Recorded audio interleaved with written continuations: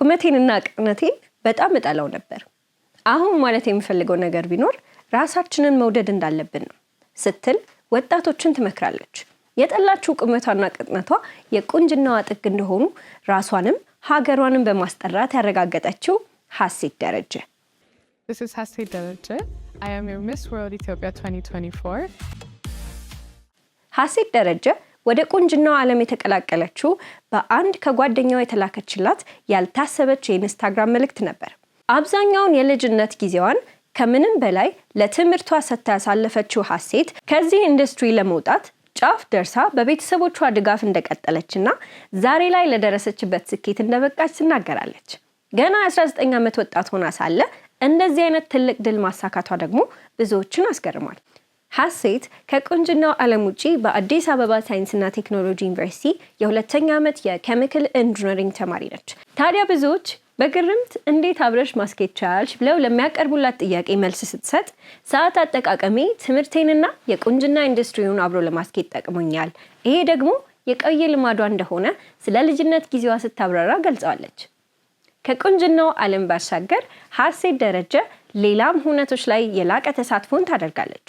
ለአብነት ያክልም ልጆች ላይ ከሚሰራው ማያ ቻርት ፋውንዴሽን ጋር አብራ ትሰራለች። ሀሴት ደረጀ በጣም የሚያስቆጫት ነገር አለ። እሱ ሌላኛው ዓለም ክፍል ኢትዮጵያን የሚያይበት መነጽር ነው። ኢትዮጵያን ከረሃብ፣ ከችግር፣ ከጦርነት ጋር አያይዘው ሲመለከቷት እራሳችንን አውጥተን አለማስተዋወቃችን ምን ያህል እንደጎዳን ተገንዝቤያለሁ ትላለች። ሀሴት ደረጀ አሁን ካሳካቻቸው ትልቅ ድል ቀደም ብሎ ሚስ ተን ዩኒቨርስ ላይ የመጀመሪያ ኢትዮጵያዊ ዴሌጌት ነበረች። ካሸነፍኩበት ትልቅ ውድድር በላይ ለኔ ትልቁ ደስታዬ የነበረው ኢትዮጵያ ተብሎ ሲጠራ መስማቴ ነበር የምትለው ሀሴት ደረጀ ገና በለጋ ዕድሜዋ ያሳካቻቸውን ውጤቶች በተመለከተ ለኢትዮጵያ ምን አይነት ተስፋ ይዛ እንዳለች ለመገመት አያስቸግርም። ለመሆኑ ሀሴት ደረጀ አሁን ላይ ያሸነፈችው ትልቅ ውድድር ምንድን ነው? Let's get into it. ሀሴት ደረጀ የተሳተፈችው በዓለም አቀፍ ደረጃ ለ72ኛ ጊዜ በተዘጋጀው የዓለም ቆንጆ የሚመረጥበት ሚስ ወርልድ ፔጀንት በተሰኘ ውድድር ሲሆን ልክ እንደ ኳሱ የዓለም ዋንጫ ውድድር ሁሉ በቁንጅናው ዘርፍ በዓለም ደረጃ በጉጉት የሚጠበቅ ውድድር ነው።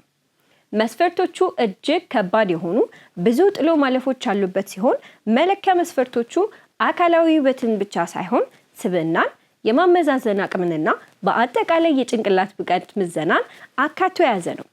በዚህ 109 ሀገራት በተሳተፉበት ውድድር ላይ ኢትዮጵያን ወክላ የተሳተፈችው ሀሴት ደረጀ የውድድሩን ክብደት እንዲህ በማለት ነበር ያስታወሰችው። ለምን እኔ ምንም ተዘጋጆች ስልህ እንደነሱ አልተዘጋጀሁም እና እንደነሱ እንዳልተዘጋጀሁኝ እግዚአብሔር በጣም ሞገስ ሆነኝ ከምነግርህ በላይ እግዚአብሔር ተጨምሮበት ሞገስ ሆነኝ እንጂ እኔ እንደነሱ አልተዘጋጀሁበትም። እንደውም ከነሱ አንጻር ከታየ ጭራሽ ዝግጅት ተደርጓል ለማለት የሚከብድ እንደነበረ ትገልጻለች።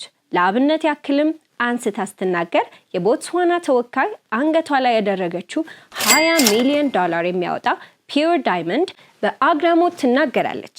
20 ሚሊዮን ግን ብዙ ነው። እኛም ይሄንን ሰምተን አለመገረም ይከብደናል። ሀሴት እንደምታስረዳው በውድድሩ ተሳታፊ የነበሩ የሌላ ሀገር ተወዳዳሪዎች ወጪዎቻቸውን በየሀገራቸው ባሉ መንግስታት ሲሸፈንላቸው እንደነበርም ታስታውሳለች። ስለ ራሷ ቆይታም ስትናገር እኔ ቀሚሴን ጨምሮ ብዙ ነገሬን እኔ ነበር ኮቨር ያደረኩት። በዚህ አጋጣሚ ማራናታን በጣም አመሰግናታለሁ፣ ምክንያቱም እሷ ነበረች ቀሚሴን የላከችልኝ ስትል ተናግራለች። ስለነበራት ድጋፍ ተነስቶም ስታወራ በአግራሞት ተውጣ እንዲህ የሚል ምላሽን ነበር የሰጠችው። የሚገርመው በውድድሩ ስፍራ አንድ እንኳን የሚደግፈኝ ኢትዮጵያዊ አልነበረም፣ ሌሎች አፍሪካውያን ነበሩ በማለት የውድድር ቆይታዋን አስታውሳለች። ከሁኔታዎች አስቸጋሪነትና እኔ ብዙ ነገር ካለማድረግ አንጻር የእናትና የአባቴ ጸሎት አግዞኛል ስትልም ምስጋናዋን ለፈጣሪዋና ለቤተሰቦቿ አቅርባለች። ሚስ ወርልድ አፍሪካ 2025 ሀሴት ደረጀ የ2025 የሚስ ወርልድ 2025 ውድድር ሲካሄድ የቆየው በሃይቴክ ኤግዚቢሽን ሴንተር በሃይድራባድ ከተማ በህንድ ውስጥ ሲሆን የፍጻሜ ውድድሩን ታይላንዳዊቷ ኦፓ ሱቻታ የዓለም ቆንጆ አክሊሏን በመድፋት አጠናቃለች። ሀሴት ደረጀ አድማሱ የዛ ያጠናቀቀችው የሁለተኛነት ደረጃ በታሪክ ውስጥ በኢትዮጵያዊ ተወዳዳሪ የተያዘ ከፍተኛ ውጤት ለመሆን በቅቷል። ይህ ድል ነው እንግዲህ በኢትዮጵያዊና በመላው አፍሪካውያን ከፍተኛ ደስታን ፈጥሮ የነበረው። በውድድሩ ዓለም ሁለተኛ ሆና ያጠናቀቀችው ሀሴት በአህጉር ደረጃ ደግሞ ከአፍሪካ አንደኛ በመውጣት አጠናቃለች። በተለያዩ የማህበራዊ ድረገጾች በርካታ ኢትዮጵያውያን ብሎም አፍሪካውያን የተሰማቸውን ደስታ ሲገልጹ አስተውለናል። እኛም ለሀሴት ደረጀ አድማሱ የተሰማንን ከፍተኛ ደስታ እየገለጽን የዛሬው የብርቅ ሚዲያ ምን አዲስ ምልከታ ፕሮግራማችንን እንቋጫለን። ሰላም ሁኑ።